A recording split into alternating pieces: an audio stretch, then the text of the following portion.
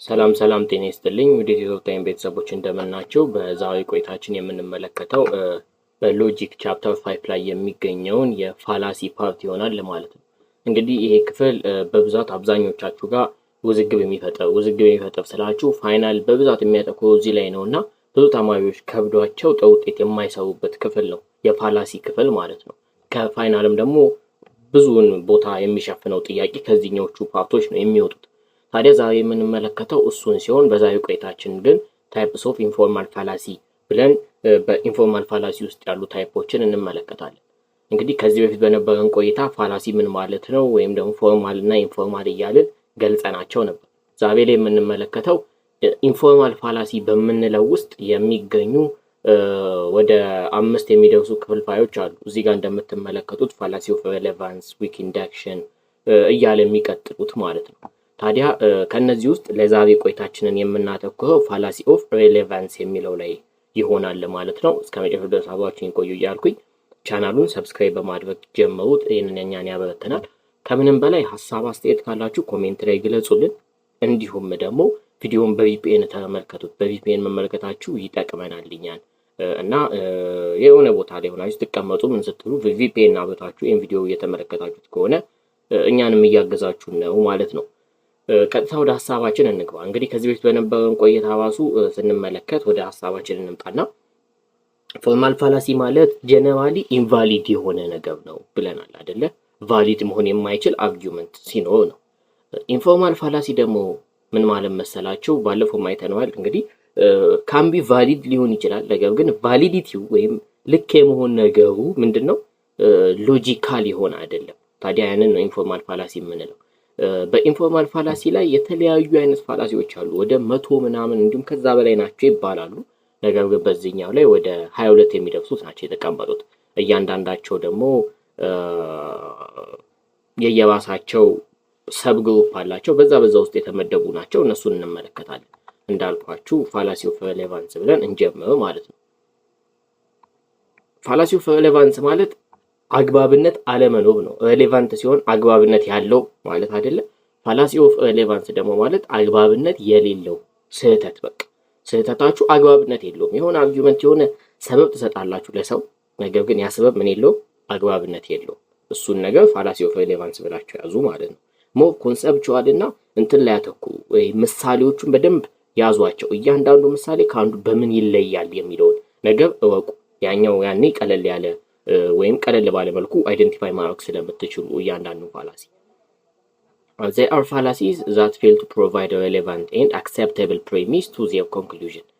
ለምኑ ለኮንክሉዥኑ ተቀባይነት ያለው አክሴፕተብል የሆነ ምን መስጠት የማይችል ሰበብ ማስቀመጥ የማይችል አግባብነት ያለው ሰበብ ማስቀመጥ የማይችል ምን የሆነ አርጊውመንት ካለ ያንን ምን እንለዋለን? ፋላሲ ኦፍ ሬሌቫንስ በሚባለው ውስጥ እንመድበዋለን ማለት ነው። There are arguments that provide a relevant premise to the conclusion. ስለዚህ ሬሌቫንት የሆነ ነገር ማቅረብ አልቻለም ማለት ፕሪሚሱ ለኮንክሉዥኑ አግባብነት የሌለው ነው ማለት ነው። ለምን እንደዚህ ያደረጋችሁ ስትባሉ እኔ እኮ እንዲህ ሆኜ ምናምን የሚሉ ሰበቦች አግባብነት የሌለው ለምን እንደዚህ ሆንክ እንዲህ ከሆነ ይሄ ነው አግባብነት የሌለው ምሳሌዎችን መመለስ። ከዚህ ጋር ያያዙዛችሁ ያዙት። So the premises are relevant psychologically and the connection between premise and conclusion is emotional or not logical. አንዳንዴ እንዳልኳችሁ ኢንፎርማል ፋላሲ ሲባል ቫሊዲቲ አለው። ይሄንን ሰበብ እኮ ለሰው ብትናገሩት ወይም ደግሞ የሆነ ኢሞሽናሊ ልክ ሊመስል ወይም ሳይኮሎጂካሊ አግባብነት ያለው ሊመስል ይችላል። ነገር ግን ሎጂካሊ ግን በአመክንዮ ራሽናል ሆናችሁ ስትመለከቱት አርጊውመንቱን አግባብነት የለውም። ኢሬሌቫንት ሲሆን ነው ፋላሲ ኦፍ ሬሌቫንት የሚባለው ነገር የሚፈጠረው። ታዲያ በዚህ ውስጥ ያሉ አፒል ቱ ፎርስ፣ አፒል ቱ ፒቲ፣ አፒል ቱ ፒፕል፣ አርጊውመንት አጌንስት ዘ ፒፕል፣ ስትሮማን፣ ሬድ ሄሪንግ፣ አክሲደንት ኤንድ ሚሲንግ ዘ ፖይንት የሚባሉ ፋላሲዎች አሉ። አሁን ወደ እያንዳንዱ እየገባ ነው። ቀስ እያልኩኝ ያለሁት እያንዳንዱን እያጠነጠናችሁ እንድትይዙ ስለፈለኩ ነው። ስለዚህ በእያንዳንዱ ውስጥ የምናነሳቸውን ሀሳቦች ወይ በሾርት ኖት ወይም ደግሞ ቀለል በሚላችሁ መንገድ እናንተ በሚመቻችሁ መንገድ ለመያዝ የራሳችሁ መንገድ ተጠቀሙ ማለት ነው። የመጀመሪያው አፒል ቱ ፎርስ ነው። አፒል ቱ ፎርስን ስንመለከት አፒል ቱ ዘ ስቲክ ተብሎም ሊጠራ ይችላል። ከዱላ ጋር እያይዙት አፒል ቱ ፎርስን ማለት ነው። አፒል ቱ ፎርስ ሞር አባውት ከመን ጋር ከዱላ ጋር እያይዙት። It occurs whenever an arguer creates a conclusion to another person and tells the person either implicitly or explicitly that some harm will come to him or her if he or she doesn't accept the conclusion. ይሄ ፋላሲ ምን ሲሆን መሰላችሁ የሚፈጠው? አድባጊው ሰውዬ ኮንክሉዥኑን ካልተቀበላችሁት እናንተን ሲያስፈራራ አፔል ቱ ፎርስ ይፈጠራል። ለምሳሌ የሆነን ተማሪ ደወላችሁለትና አቴንዳንስ ሙላልኝ አላችሁት። የሆነን ተማሪ አቴንዳንስ ሙላልኝ አላችሁት። ያ ልጅ ምን ይላል? አልሞላም ሲላችሁ ካልሞላልኝ ዶርም ስመጣ አልለቅህም። ምንድነው? ኢምፕሊሲትሊ ይሁን ኤክስፕሊሲትሊ፣ ኢምፕሊሲትሊ ማለት ሳይኮሎጂካሊ ነው። ኤክስፕሊሲትሊ ደግሞ ምን ፊዚካሊ የሆነ ትሪት ታሳድሩበታላችሁ። somehow will come to him እንደሚመጣበት ማስፈራራት አፔል ቱ ፎርስ ይባላል ማለት ነው። ሎጂካሊ ከተመለከታችሁት ይሄ ሰውዬ አልፈርምም ማለት መብቱ ነው አይደለም። ነገር ግን እንዲፈርም ኢሬሌቫንት የሆነ ነገር አስቀመጣችሁና እንዲፈርም አስገደዳችሁት። በምን? በዱላ ወይም በስቲክ ማለት ነው። ይሄ ነው አፔል ቱ ፎርስ የሚባለው። So in another word, an appeal to force fallacy occurs whenever one irrelevantly appeal to force or tweet or force to win an argument. ስለዚህ በክርክሩ የሚያሸንፈው የሆነ ሰውዬ ትሪት ውስጥ ስለገባ ነው። የሆነን ሰውዬ ታስጨንቁትና እንዲያደርግ ስታደርጉ አፔል ቱ ፎርስ ነው። እንዳልኳችሁ implicitly or explicitly ነው። So the threat by the arguer to the physical or psychological well-being of the listener or reader ማለት ነው። Obviously, such a threat is logically irrelevant to the subject matter of the conclusion. ስለዚህ እንደዚህ አይነት ስጋት የሆነ ሰው እንዲፈራ አድርጋችሁ አስጨንቃችሁ በቃ በዱላ የዛታችሁ ማስደረግ ምንድነው? አግባብነት ያለው ነገር አይደለም። ዋና ሐሳቡ የመጣላችሁ ይመስለኛል። ስለዚህ ሌሎችን ሰዎች ለማሳመን to pursue others ምን ታረጉበት መንገድ ነው? using threat of force or psychological intimidation in any form. በማንኛውም ሁኔታ ሳይኮሎጂካሊ ጫና ፈጥራችሁ በአካልም ደግሞ በጡጫ ምናምን ብላችሁ የሆነን ሰው ለማሳመን መሞከር አፒል ቱ ፎርስ ይባላል። አንዳንድ ምሳሌዎችን እንመልከት። ጀነራሊ ሐሳቡ ከገባችሁ አፒል ቱ ፎርስ ምንድነው ሲባል ዱላ በመጠቀም ሰውን ለማሳመን መሞከር። ከዚህ ውጪ ሌላ ሐሳብ የለውም። እንመልከት አንዳንድ ምሳሌ። Meet ETV is the best show on ETV, and if you do not believe it, I'm gonna to call my big brother over here and he's gonna beat you up ይላል። ለምሳሌ ሚት ኢቲቪ የሚባለው በኢቲቪ ቴሌቪዥን ላይ በጣም ጥሩ የሚባለው ሾው ነው። ይሄንን ካላመንክ ምን ትልቅ ወንድሜን መጥቼ ነው ማስመታ ምናምን አይነት ነገር። ይሄ ማለት ምን ማለት ነው? ወደድክም ጠላህም ላለመመታ ብለህ እመን እንደማለት ነው። ስለዚህ ከዚህ አንፃር ይታያል በዱላ ሰውን ለማሳመን መሞከር ማለት ነው። ሌላ አንድ ምሳሌም እዚህ ጋር እንጨምር። the teacher to his student ምን ይለዋል? Aristotle has the only correct philosophical view on this matter. If you do not think so, wait to see what mark I give you on the final exam. ተማሪ ላስተማሪ ምን ሊለው ይችላል? አርስቶትል በጣም የተሻለው ሳይኮሎጂካል ቪው ያለው ሰውዬ ነው። ይሄንን ካልተቀበልክ ፋይናል ላይ የምሰጠህን ውጤት ታያለህ።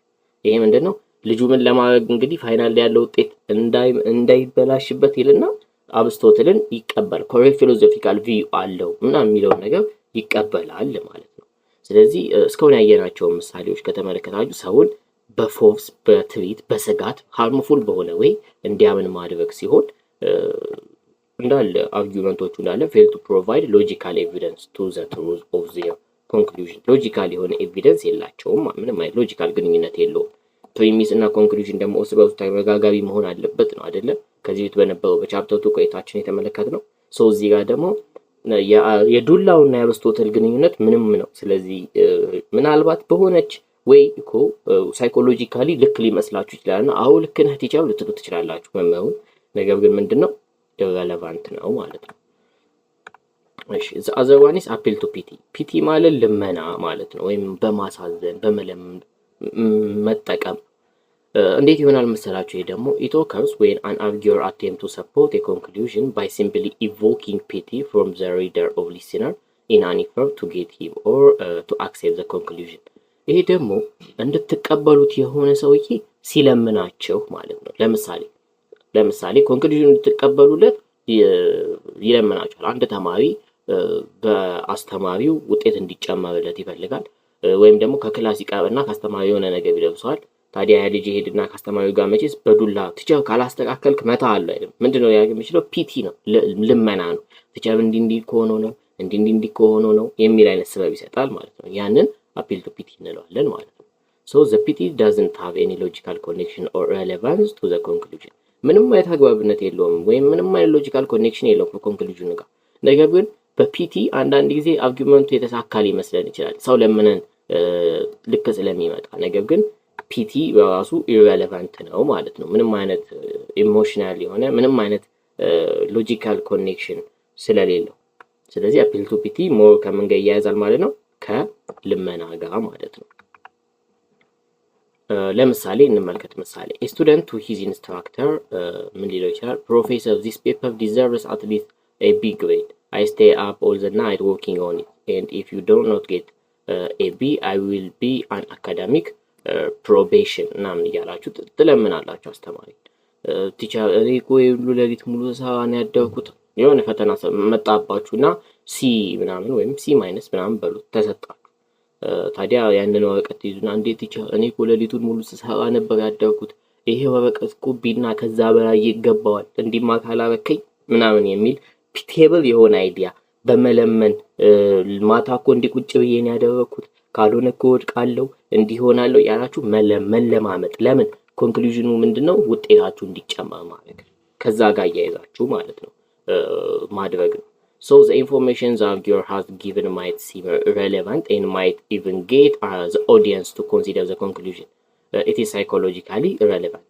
ነገር ግን እንግዲህ ሰውን ስትለምኑ አንዳንዴ ሰው ይቀበላችኋል አይደለ? አምኖ የሚያምኑ ለምን ነው? ሳይኮሎጂካሊ እንጂ ሎጂካሊ ማለት ሬሌቫንት የሆነ ነገር ነው አይደለም ማለት ነው። ስለዚህ በአጭሩ appeal to force ሲባል እስካሁን ያለውን ላሳያችሁ በዱላ ነው። ፒቲ ደግሞ ሲሆን በልመና ማለት ነው።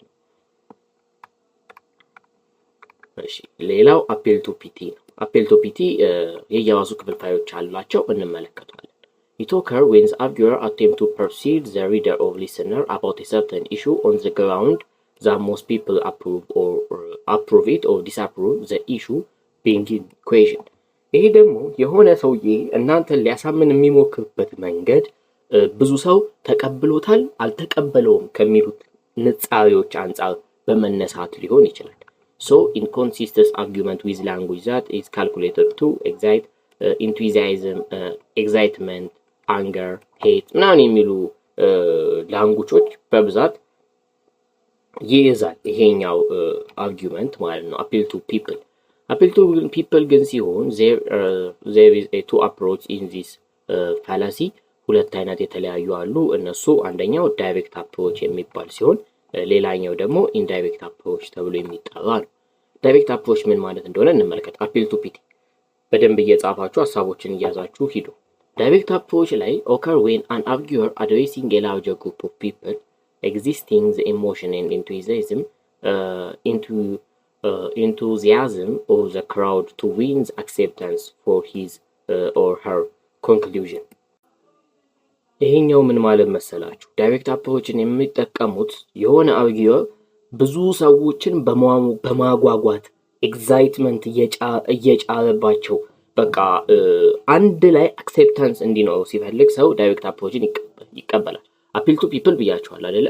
ስለዚህ አርጊውመንቱ ከሰዎች ጋር ባለ ግንኙነት የሚፈጠር ሲሆን ዳይሬክት አፕሮች ግን የምንለው የሆነ ሰውዬ ይቆምና to arouse a kind of move mentality የግሩፕ ቲንኪንግ እንዲኖር በማህበረሰቡ መፍጠር መቻል ነው። እንዴት መሰላችሁ? የሆነ የፖለቲካ ፓርቲ መሪ ምናምን በሉት ይቆምና ብዙ ሰዎችን ሰብስቦ ኤግዛይትመንት እንዲፈጠርባቸው ኢሞሽናቸው እንዲነሳሳ ጉጉ እንዲሆኑ ያደርጋቸዋል። ዘንድ በዛ ውስጥ ምን ይፈጠራል? ሰዎች እንዲያምኑት እንዲቀበሉት ምናምን ያደርጋል። ጉጉቱ ከምን አንፃር ነው?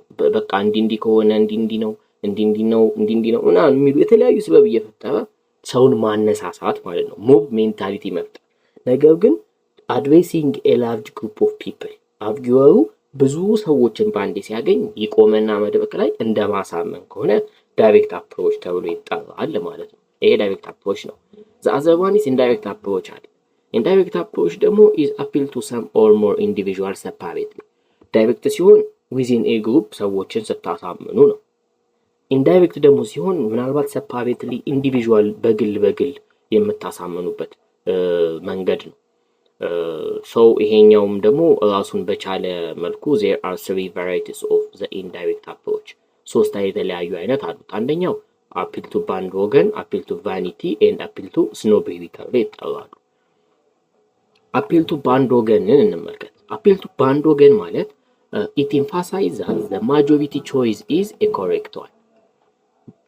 ባጭሩ እንዴት ብላችሁ ትይዙታላችሁ መሰላችሁ? በአንድ ወገን በሩት ወደ አማርኛ እናምጣው። በአንድ ወገን የሆነ ወገን ስለተቀበለው ልክ ነው ብሎ ማሰብ appeal to bandwagon። it emphasizes that ምን አልኩኝ? አብዛኛው ሰው ስለመረጠው ልክ ነው ብሎ ማሰብ ነው። it is fallacious because peer pressure argues the acceptance of a claim on the ground of the approval of friends or associates። አንድ ሰው as a majority ሊቀበል የሚችለው በፒር ፕሬሸር ወይም በጓደኛ ተጽዕኖ ምናምን ሊሆን ይችላል፣ አምኖበትም ሳይሆን ማለት ነው። ለምሳሌ chewing chat cannot be all wrong because 70% of Warab University students see nothing wrong with it። ጫት መቃም ምንድነው ልክ ነው ወይም ደግሞ ሮንግ ወይም ስህተት አይደለም። ምክንያቱም 70% የሚሆኑት የወራቤ ዩኒቨርሲቲ ተማሪዎች ምንም አይነት ችግር በዛ ውስጥ እንደሌለ ስላስቀመጡ ወይም ደግሞ ችግር የለውም ስላሉ የሚል አይነት ሐሳብ ማስቀመጥ 70% ስለተቀበለው ልክ ነው ብሎ ማመን ማለት ነው። አንዱ ወገን ስለተቀበለው ዘ ማጆሪቲ ስለወሰነው አይ ልክ ነው ስላለ አብዛኛው ሰው ልክ ነው ብሎ ማመን appeal to bandwagon ይባላል። ለምሳሌ a film is good because there are long lines of people waiting to see it።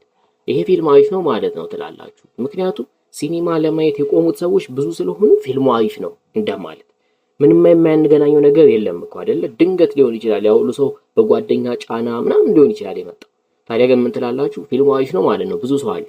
ይሄኛው appeal to bandwagon ይባላል ማለት ነው። the other one is appeal to vanity። appeal to vanity ስንመለከት ደግሞ it associates the product with a certain celebrities artist, athlete, footballer, respected leader እንዲሁም የተለያዩ ሰዎች ሊሆኑ ይችላሉ። የሆነ ዕቃ ከሆነ ሴሌብሪቲ ጋር ማያያዝ and inform the audience that if you buy and use them item you also will be admired። so ይሄኛው በዛት የማስታወቂያ ሰራተኞች ምናምን የሚጠቀሙት ነገር ነው። አንድን ዕቃ ከሆነ ሴሌብሪቲ ጋር ያያይዙብንና ያንን በመጠቀማችን ሞር ያለን ኮኔክሽን እንደሚጠብቅ ምን እንደሚል ምናምን የሚያሳምኑበት መንገድ ነው። እኛም እንኳን የምንገዛው አንድን ዕቃ እገሌ ለበሰውን እገሌ ያደረገውን ብለን እያየን ስለሆነ ማለት ነው። so appeal to vanity ከዚህ የተያያዘ ሲሆን በምሳሌ እንመልከተው። who is going to use this new fashion t-shirt worn by famous artist Quoque for the new Ethiopian millennium? ጎሳዬ በኒው ኢትዮጵያን ሚሊኒየም የለበሰውን ልብስ አዲስ የሆነ ቲሸርት የሚገዛ ማን ነው ተብሎ የሆነ ማስታወቂያ ወይም የሆነ ነገር ቢወጣ ብዙ ሰው ያንን ነገር ይገዛዋል። ለምን? ጎሳዬ ስለለበሰው። ቫኒቲ ዝና ነው አይደለ? ሶ የሆነ ዕቃ ከዝና ጋር እናያይዘውና እገሌ የምትባለው አርቲስት ስለተጠቀመችው ይሄን ዕቃ ንጹህ ነው ማለት ነው፣ ያገለግላል ማለት ነው ብሎ ማመንና ማሰብ appeal to vanity ነው ማለት ነው። ለምሳሌ who is going to buy this new fashion shoe? a shoe used by the famous ኃይለ ገብረስላሴ in the London marathon። ኃይለ ገብረስላሴ በለንደን ማራቶን ላይ የተጠቀመውን አይነት ጫማ መግዛት የሚፈልግ ሰው ማን ነው ምናምን ቢባል ብዙ ሰው ሮጦ ይገዛል ያንን ጫማ። ለምን? ሞር ሪሌት አድርጎታል ኃይለ ገብረስላሴ ያደረገው አይነት ጫማ ስለሚባል ማለት ነው። ምናልባት የተለያየ አይነት እንትኖች ሊኖሩት ይችላሉ፣ ግን የኃይለ ገብረስላሴ ዝና ጫማው ላይ ተጽዕኖ ፈጥሮበታል ወይም ደግሞ ጫማው እንዲገዛ አድርጓል ማለት ነው። the other one is appeal to snobbery ነው። appeal to snobbery ስንመለከት it is an appeal to the desire to be regarded as superior to others። ይህም ደግሞ ማለት ሰዎች በዛም ማለት በዚህ የሆነ ሰው የበላይ መሆን ይፈልጋሉ አይደለ? ያንን ነገር መጠቀም ማለት ነው። ይሄንን ዕቃ እኮ ከተጠቀምክ አንተ በጣም እንዲሆንክ ሰው ትሆናለህ፣ በጣም የሚገርም እንትን ላይ ነው የምትደርሰው፣ የሚገርም ነው የሚሆነው። ለምሳሌ አይፎን የሚጠቀም ሰውና ሳምሰንግ የሚጠቀም ሰው ተመሳሳይ የሆነ ካሜራ፣ ተመሳሳይ የሆነ ብራንድ ምናምን ወይም ኦልድ የሆነውን አይፎን እና በጣም ዘመናዊ የሆነ ሳምሰንግ የያዘ ሰው እኩል ቢመጣላችሁ ሞር ወደ ማን የመሳብ ዕድል አለ? ወደ አፕሉ የመሳብ ዕድል አለ። ይሄኛው ምንድነው? appeal to snobbery። ምክንያቱም አፕል ሲያዝ የሆነ ስታተስ የሆነ ሶሻል ፖዚሽን የሆነ ነገር ላይ እንደሚደርስ ኤግዛግሬት ተደርጎ ስለተነገረን ማለት ነው። So appeal to snobbery ስንል it occurs when an arguer associates a product with a selected few persons that have an exaggerated social position, health and some other qualities ላይ እንደሚደርስ እንደሚያገኝ መናገር ከዛ ሰውየው ያለውን ፍላጎት መጨመር appeal to snobbery ነው ማለት ነው። እሺ ለምሳሌ ለምሳሌ እንመልከትና ይሄንን appeal to people እንጨርሳለን። This is not for ordinary people. This is not for ordinary people. If you wanted to be from among the selected few dignitaries by the shoe. እሺ ይሄ ደግሞ ምንድነው? ይሄ እኮ ለተመረጡ ሰዎች ብቻ ነው፣ ለተራ ሰዎች የተቀመጠ ጫማ አይደለም። ታዲያ እናንተም ከተመረጡትና ክብር ካላቸው ሰዎች መካከል መግባት ከፈለጋችሁ ይሄን ጫማ ግዙ ምናምን ትባላላችሁ። ታዲያ ለምንድን ነው ጫማ የምትገዙት? ክብር ካለውና ፖዚሽናችሁ ሃይ ሌቭል ላይ እንዲደርስ ስለምትፈልጉ ማለት ነው። ሶ ይሄንን ነገር ከምን ጋር ይገናኙት? የበላይነትን ትልቅ ነገርን ከመፈለግ ጋር ማለት ነው። ሶስት አይነት ሐሳብ ተመለከትን። አፒሉ በአንድ ወገን ብዙዎቹ ስለተቀበሉት መቀበል፣ ቫኒቲ አንድ ዝነኛ ሰው ስለያዘው መያዝ፣ ስኖቤሪ ደግሞ ማለት ሰዎች የቃውን ከተጠቀሙ የበላይ እንደሆኑ እንዲያስቡ ማስደረግ ማለት ነው። አራተኛው አርጊውመንት አጌንስት ዘ ፐርሰን የሚባል ፋላሲ አለ። ሁሉ ጊዜ ለየት የሚያደርገው ይሄ አርጊውመንት አጌንስት ዘ ፐርሰን ከሁሉም this fallacy always involve two arguers ሁሉ ጊዜም ሁለት አርጊውመንቱን የሚመሰርቱለት ሰዎችን ይፈልጋል። one can commit this fallacy if someone refuses to consider his or her opponent's argument on its merit alone and instead attacks his or her opponent on the ground of his belief, motive, religion, character, practice. ጓደኞቻችሁ ጋር ስትከራከሩ እናቅለውና ሐሳቡን ማለት ነው። ምናልባት የእናንተን ሐሳብ የማይቀበል ከሆነ ወይም የእናንተ ሐሳብ ልክ ነው የማይላችሁ ከሆነ ያንን ሰውዬ ለማጥቃት መሞከር on the ground of what? በአመለካከቱ ሊሆን ይችላል፣ በሞቲቭ፣ በሃይማኖቱ፣ በባህሪው፣ በሚያደርጋቸው ነገሮች መዝለፍ ማለት ነው።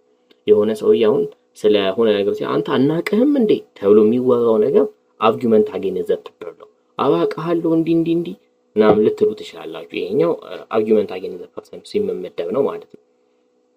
እንግዲህ አርጊውመንት አጌንስት ዘ ፐርሰን ራሱን ችሎ there are three forms of አሉት። አንደኛውም የሚሆነው ad hominem abusive, ad hominem circumstantial and the two quoque ወይም ደግሞ u2 fallacy ተብሎ የሚጠራው ad hominem abusive የሚባለው ምን ማለት መሰላቸው? If the second person responds to the first person's argument by verbally abusing the first person and discredits the character of the opponent, deny his or her intelligence or reasonableness. The person can be abused for being ugly, smoker, gambler, or conservative. ምን ማለት መሰላችሁ? ad hominem abusive ማለት ከሆነ ሰው ጋር እየተከራከራችሁ ያ ሰውዬ አላምን ሲላችሁ ወይም ደግሞ ያን ሰውዬ በቀላሉ ለመጣል አቢዩዝ ታደርጉታላችሁ። አቢዩዝ ግን ስታደርጉት የእሱን ኢንተለጀንስ ወይም ሪዘብልነስ ዲኔይ ለማድረግ ትሉና ሰውየውን ካለው አቋም ካለው ነገር ካለው ካራክተር በመነሳት አቢዩዝ ነው የሚባለው። ካለው ካራክተር ኢንዲቪዥዋል ካራክተሩን ተጠቅማችሁ የምታጣጥሉት ዲኔይ የምታደርጉት ከሆነ appeal to ወይም ad hominem abusive ይባላል። አንተ ምታስጠላን፣ አንተ ቋጫሽ ነህ፣ አንተ ጋምብለር፣ ቁማርተኛ ምናምን ወግ አጥባቂ ምናምን እየተባለ ሰውን መናገር እንደማለት ነው። ለምሳሌ how a stingy person can tell us about charity, hence let us stop discussing about this issue raised by ታምራት ይላል። እንዴት ነው? ምን አይነት ስግብግብ ሰው ነው ስለ እርዳታ የሚነግረን? ስለዚህ በታምራት የተነሳውን ሐሳብ አንቀበልም ብሎ ማስቀመጥ። በዚህ አርጊውመንት መሰረት ምን ተረዳላችሁ? ታምራት የሚባል ሰውዬ ስለ እርዳታ አወራና ሐሳብ ሲሰጥ የሆነ ሰው ይነሳና እንዴ ስግብግብ የሆነው ታምራት እንዴት ስለ እርዳታ ይነግረናል? የሱን ሐሳብ አንቀበልም ማለት። ስቲንጂ ምንድነው? የሆነ ፐርሰናል ካራክተር ነው አይደለ? አቢዩዝ አደረገው። ለምን? የታምራትን ሐሳብ ላለመቀበል ብሎ ማለት ነው። ሶ ይሄኛው ነገር ሎጂካል አይደለም ወይም ምንም አይነት ኮሬክትድነስ የለውም፣ ኢንኮሬክት ነው። ከዚህ አንፃር አግባብነትም የለው። ad hominem abusive ምንለው እሱ ነው። circumstantialን በአንድ ቃል እንግለጻል። by mentioning to a certain circumstance that affects the opponent. abusive ላይ ካራክተር ነው፣ ፐርሰናል ካራክተር ነው የምትጠቀሙት። Circumstantial ላይ ግን ሲሆን የሰውየውን ሪሊጅን፣ ፖለቲካል አፊሊዬሽን፣ ኤትኒክ ግሩፕ፣ ፖዚሽን የተለያየ ነገር ሰውየው በአካባቢው ካሉት ነገሮች ነው።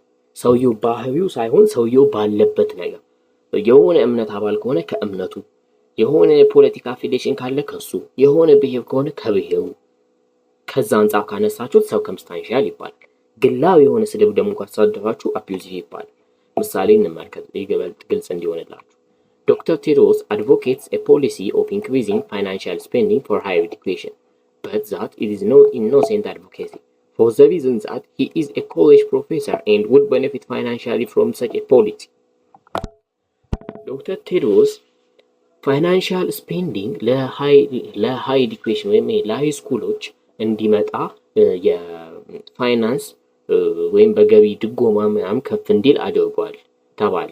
ታዲያ የሆነ ሰውዬ ምን ብሎ ያነሳል? እንዲኮ ያደረገው እሱ ኮሌጅ ውስጥ ስለሚሰራ እሱም በገንዘቡ ጥቅመኛ እንዲሆን ፈልጎ ነው ብላችሁ የሆነን ሰው ሐሳብ ማጣጣል ማለት ነው። አሁን ይሄኛውን ስድብና ይሄንን ሐሳብ ከተመለከታችሁ ሰውየው ከሚሰራበት ወይም ከሰርከምስታንሱ አንጻር ነው የተናገረው። ስለዚህ አድሆሚኒየም ሰርከምስታንሻል እንለዋለን ማለት ነው። the other one is to quoque ነው ወይም ደግሞ ዩቱ ፋላሲ ማለት ትችላላችሁ። ፕሮናውንስ ሲደረግ to quoque ተብሎ ነው የሚጠራው። to quoque ደግሞ ማለት ይሄንንም ባጭሩ እንግለጸው አንተስ ማለት ነው። አንተ ይሄንን ቤት አታጸዳም እንዴ ስትባባሉ አንተስ አታጸዳም፣ በቃ ይሄኛው ዩቱ ፋላሲ ይባላል። የሆነ ሰውዬ ደግሞ እናንብበውና አንዳንድ ነገሩን እናድርግ። Fallacy begins the same way as the other two varieties of ad hominem argument. Expect that the second arguer attempt to make the first appear to be hypocritical or arguing in a bad faith. So you also or you do it too. አንተም አድርገዋል ምናምን ለምንድነው የምትጠጣው? አንተ መጠጥቷል አልኩም አንተም ጠጥተህ ይለ ብላችሁ መመለስ ማለት ነው። ሰውየውን አንተስ you also you do it too ምናምን እያላችሁ ማስቀመጥ ዩቱ ፋላሲ ይባላል ማለት ነው። ስለዚህ አንድ ምሳሌ እንመልከት። child to parent, your argument that I should stop stealing candy from the corner store is no good. You told me yourself just a week ago that you too stole candy when you were a kid. በእኛው ሀገር እናምጣውና የሆነ ልጅ ከሱቅ ከረሜላ ሰረቀና ሲበላ ያያችሁ ተዋሳችሁ ልጃችሁ ነው እንዴ ተው እንጂ አንተ ለምንድነው እንደዚህ የምታገባላችሁ ስትቆጡት እንዴ አንተስ በልጅነት እንደኔ ያደርገህ እንደነበር ነገርኝ ይለ እንዴ ብሎ ልጁ ሲመልስላችሁ ዩቱ ነው። አንተ ያደረከው ነገር ለምን እንዳላደረክ ታርገኛለህ አይነት ሐሳብ ማለት ነው። ዩቱ ፋላሲ ማለት እሱ ነው። ወይም ደግሞ my doctor told me to lose some weight, why should I listen to a doctor who himself overweight? ዶክተሬ ኪሎ እንድቀንስ አዞኛል ታዲያ ለምንድነው በሰማው እሱ ራሱ ኦቨርዌት የሆነ ሰውዬ አይደል እንዴ ብላችሁ ማስቀመጥ ማለት ነው። እሱ ራሱ ያልሆነውን ደግሞ እኔ እንደሆነ ይጠብቃል እንዴ ምናምን ማለት ምን ይባላል? ዩቱ ፋላሲ ተብሎ ይጠራል ማለት ነው። ዩቱ ፋላሲ ተብሎ ይጠራል። እሺ the other one is fallacy of accident ነው። fallacy of accident ስንመለከት it is committed when a general rule is applied to a specific case. ጀነራል የሆነ ህግ ለሆነች ለጥቃቅን ነገር ለስፔሲፊክ ኬዝ ሲመጣ ነው። የሆነ ጀነራል አንድ የተቀመጠ ነገር አለ አይደለ? ለስፔሲፊክ ወስዳችሁ ስትጠቀሙት fallacy of accident ይፈጠራል። that was not intended to cover in this fallacy the general truth of law, general principle is either applied to a particular instance whose circumstance by accident or to a situation to which it cannot be applied. ይሄ ግን ሊሆን የሚችለው ወይ ድንገት ነው ወይንም ደግሞ ጭራሽ የማይገጣጠም ሁኔታ ላይ ሲገባ ነው። የሆነ ትልቅ ህግን የሆነ ትልቅ ሎን የሆነ ትልቅ ፕሪንሲፕልን ለሆነች ፓርቲኩላር ኢንስታንስ ለሆነች ስፔሲፊክ ኬዝ የምንጠቀምበት መንገድ አክሲደንታል ፋላሲ እንዲፈጠር ያደርገዋል ማለት ነው። ታዲያ በዚህ ጊዜ በፕሪሚሱና በኮንክሉዥኑ መካከል ያለው ግንኙነት ጠባብ ስለሚሆን ኢሬሌቫንት ያደርገዋል ማለት ነው። በብዛት ጀነራል ሩል ግን የሚቀመጠው ኢን ዘ ፕሪሚስ ነው። ዘን ስፔሲፊክ ኬዝ ደግሞ ሜንሽንድ ኢን ዘ ኮንክሉዥን ታስቀምጣላችሁ። ጥቃቅኗን ኬዝ የት ውስጥ ኮንክሉዥን፣ ፕሪሚስ ውስጥ ደግሞ ጀነራል ሩሉን ታስገባላችሁ ማለት ነው። ለምሳሌ freedom of speech is constitutionally guaranteed right. Therefore, Abebe should not be arrested for his speech that inspired the riot last week. እናምጣውና እንግዲህ ሁሉም ሰው የመናገር መብት ምናምን አለው አይደለ ኮንስቲቲዩሽናሊ በህገ መንግስቱ የተደነገገልን። ታዲያ ያንን ህግ ወይም ያንን ጀነራል ሩል ቶ ስፔሲፊክ ታውዱታላችሁ እንዴ? እኔ እኮ ህገ መንግስቱ የፈቀደልኝ መብቴ ነው የመናገር፣ ስለዚህ አንተን መስደብ ይችላልው አይነት ነገር። የሆነን ሰው ከተሳደባችሁ ለምን ሲባል ህገ መንግስቱ ፈቅዶልኛል ሐሳቤን በነጻነት እንድገልጽ ብላችሁ መናገር አፒል ቱ አክሲደንት ነው። ማለትም ጀነራል ህግ ነው፣ ነገር ግን ወደ ስፔሲፊክ ኬስ ታውዷትና መጠቀም መቻል ማለት ነው። ስለዚህ እነዚህኞቹ እንደዛ ናቸው። ለምሳሌ ቅድስት all good patients obey the order of their doctor, hence you should not refuse when the doctor invites to forbade ይላል። ቅድስት ሁሉም ዶክተሮች እኮ ሁሉም ፔሸንቶች ሁሉም ታካሚዎች ሐኪሞቻቸው የሚላቸውን መስማት አለባቸው። ስለዚህ አንቺም ዶክተሩ ፎርቤድ የጋበዘሽን ነገር መተው የለብሽም ተቀበዩ አይነት ሐሳብ ጀነራል ሩል ነው። ነገር ግን ፎር ስፔሲፊክ ኬዝ ማውረድ ተገቢ አይደለም፣ ኢረሌቫንት ነው ማለት ነው። the other one is strawman fallacy. strawman fallacy በአንድ ቃል እንግለጸው ማጣጣል ይባላል። ማጣጣል strawman fallacy ማለት ማጣጣል ከሆነ ሰው ጋር እያወራችሁ ምናምን ልታጣጥሉ ትችላላችሁ። የሆነ ሰው ያደረገውን ነገር ይሄኛው ነገር ግን ከአድሆሚኒየም አቢዩዚቭ ምናምን ጋር እንዳይምታታባችሁ ልብ ብላችሁ ተመልከቱ። strawman fallacy is committed when an arguer distorts an opponent's argument for the purpose of more easily attacking it. በቀላሉ ያንን ሰውዬ እንድታሸንፉት ያ ሰውዬ ያነሳውን አርጊውመንት ምን ማድረግ ዲስቶርት ማድረግ ማጣጣል demolishes the distorted argument and the concluded that the opponent's real argument has been demolished. ከዛ ታጣጥሉበታላችሁ። እንደዚህ አይነት ነገር ነው strawman fallacy የሚባል። ለምሳሌ አንድ ነገር እንመልከት እዚህ ጋር መንገሻ It would be a good idea to ban advertising beer and wine on radio and television. This advertisement encourages teenagers to drink, often with disastrous consequences. አንዳንድ ጊዜ ከሰው ጋር ችግር ሲኖርባችሁ ማጣጣል ሊሆን ይችላል። መንገሻ የሚባለው ሰውዬ ምን አለ? ቢዋን በሬዲዮም ሆነ በቴሌቪዥን ማስተዋወቅ ተገቢ አይደለም፣ ምክንያቱም ይሄ ማስተዋወቂያ ብዙ ህጻናቶችን እያነሳሳ ለጥፋት እየዳረገን ነው። ስለዚህ በቴሌቪዥንና በቪዲዮ እናስተዋወቅ የሚል ተገቢ የሚመስል ሐሳብ አነሳ። ጸጋዬ ታዲያ ምን ይለዋል? You can't get people to give up drinking. They have been drinking it for thousands of years. ከአንድ ሺህ ዓመታት በላይ ሲጠጣ ነገር እንዴት በማስተዋወቂያ ብቻ ተገድበዋል? ሰው መጠጥ እንዲጠጣ ማስቆም አትችልም ይለዋል። ይሄ ማለት ማጣጣልና የሰውየው ሐሳብ ልክ እንዳልሆነ እንዲመስል ማስደረግ ማለት ነው። ይሄ ምን ይባላል? strawman fallacy። በstrawman fallacy ውስጥ ሶስት ነጥቦች አሉት በዋና የሚባሉ። የመጀመሪያው the first is there is a pair of arguers taking a part in a dialogue. ቢያንስ እንኳን ምን ያስፈልጋል? ሁለት ሰዎች ያስፈልጋሉ። አሁን ለምሳሌ ጸጋዬና መንገሻ እንዳልኳቸው በብዛት እንደዚህ አይነት ነገሮች እነዚህ ጥያቄዎች የፋላሲ ጥያቄዎች በአዛምድ ምናምን ነው የሚመጡት።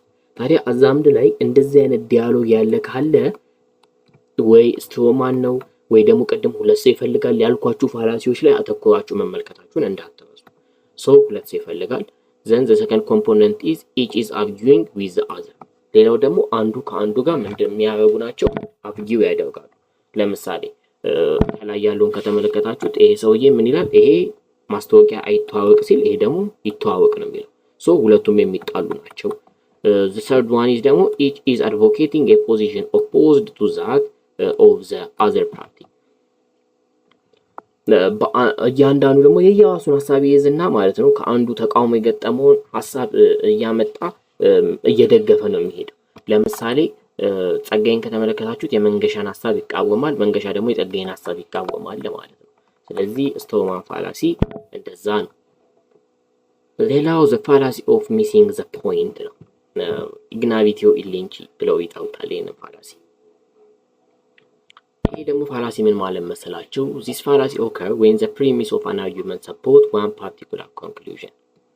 የሆነ ፋላሲ የሚፈጠረው ምክንያቱ አንድ የሆነ ፓርቲኩላር ኮንክሉዥንን ሲደግፍ ነው። in another word it occurs when the premise of an argument support one particular conclusion but the different conclusion. then a different conclusion often vaguely related to the correct conclusion is drawn. በምሳሌ ስንመለከተው ይበልጥ ግልጽ ይሆንላችኋል። Crimes of theft and robbery have been increasing at an alarming rate lately. So ወደ ኮንክሉዥኑ ስንመጣ the conclusion is obvious. We must reinstate death penalty immediately. Missing the point ማለት የሆነ ችግር አለ አይደለ? ያ ችግርን ቫጊውሊ ሪሌትድ የሚያደርግ ውሳኔ ስትሰጡ ነው። ለሆነም ነገር ለምክንያቱ ቫጊውሊ ሪሌትድ የሚሆንም ሰበብ ስታስቀምጡ ፋላሲ ኦፍ ሚሲንግ ዘ ፖይንት ይባላል። ለምሳሌ በዚህ ሀገር ላይ ሌባና ወንጀለኛ በዝቷል፣ ስለዚህ እንግዲህ የሞት ፔናልቲን ወዲያውኑ መጀመር አለብን ምናምን ብሎ ማስቀመጥ። የተለያዩ በጣም ብዙ ኮንክሉዥኖችን ማስቀመጥ ትችላላችሁ። ነገር ግን ቫጊውሊ ሪሌትድ የሚያደርግ ኮንክሉዥን ማስቀመጥ ለሆነ ቱ ሰም ኤክስቴንት ሊያደርግ ይችላል፣ በሌላ ሊያደርግ ይችላል። ነገር ግን ተገቢ ነው ለማለት ደግሞ አይቻልም። ሚሲንግ ዘ ፖይንት ፋላሲ እንደዚህ አይነት ነው ማለት ነው። ስለዚህ in general the fallacy of missing the point is called Ignoratio Elenchi, which means what? Ignorance of the proof. ፕሩፉን ምን ማድረግ? ኢግኖር ማድረግ Ignoratio Elenchi ተብሎ ይጠራል። The other one is in the last 4 days ቆይታችን ላይ የሚሆነው ሬድ ሂሪንግ ፋላሲ ነው። ሬድ ሂሪንግ ፋላሲ ማለት ማስቀየስ ብላችኋል። ሬድ ሂሪንግ ፋላሲ ምንድነው? ማስቀየስ። ኦፍ ዘ ትራክ ፋላሲም ተብሎ ይጠራል። በሬድ ሂሪንግ ፋላሲ ሊዝ እንግዲህ committed when the arguer diverted the attention of the reader or listener by changing the subject to a different but sometimes subtly related one. የሆነ ጥያቄ ትጠይቁትና የሆነን ሰውዬ ያ ሰውዬ ሲመልስላችሁ መመለስ ካልፈለገ አደባብሶ ሲያስቀይት ታዩታላችሁ። በብዛት ይሄኛው ነገር በፖለቲካ ምናምን ላይ ባሉ ሰዎች ወይም የሆነ ክርክር ላይ ሰዎች ሲያነሱ ሎጂካሊ ሬሌቫንት የሆነ ነገር ብቻ ነው። ምሳሌ ስንመለከተው ይገባችኋል። ይሄንን ሐሳብ ወይም አጠቃላይ ፋላሲውን ስትመለከቱት በምሳሌ እንጂ እያንዳንዱን ቃል በቃል አታንብቡ። ምንም ተጨማሪ የምታገኙት ነገር የለም። ጀነራል አይዲያው ምንድነው የሚለውን ተመልከቱ። ለምሳሌ ሚሲንግ ሬድ ሂሪንግ ፋላሲ አይደለም። ሬድ ሂሪንግ ከተባለ ሁሉ ጊዜ ማስቀየስ ነው። ሰውየው ኮንክሉዥኑ ወይም ደግሞ የተጠየቀውን ጥያቄ አስቀይሶ ለመመለስ ይሞክራል። ለምሳሌ the minister, the new education policy is appreciative. Without, do you hear about his first son? The important question confronting the great nation is the question of terrorism. Let me tell you how I plan to defeat it. He is going to marry an